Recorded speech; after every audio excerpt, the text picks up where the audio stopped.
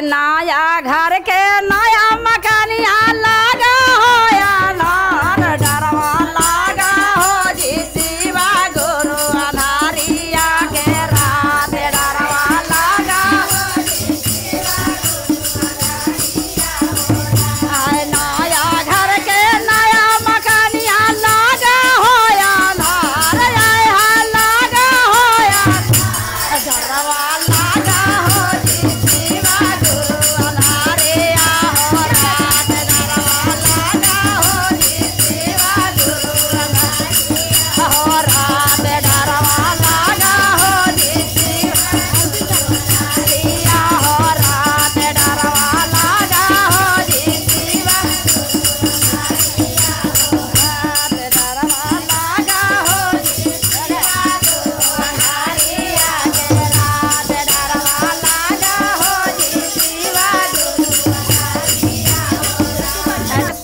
सुराही गंगा जल पानी अंधारिया के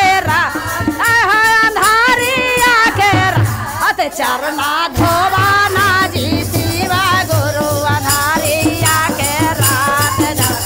लागा हो जी शिवा गुरु अंधारिया के रात डरवा लागा हो जी शिवा गुरु अंधारिया चंदन चौकी में रसना जड़े वो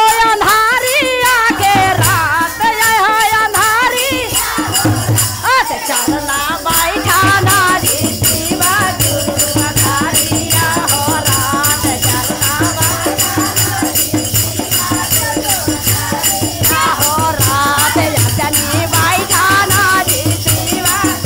अंधारिया हो रात याचनी बैठाना जी शिवा गुरु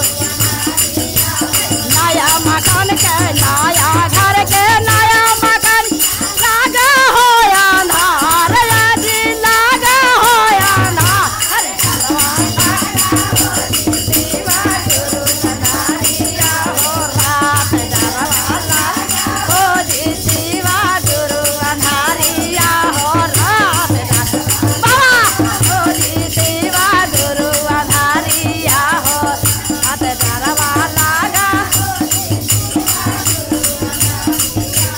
सोने के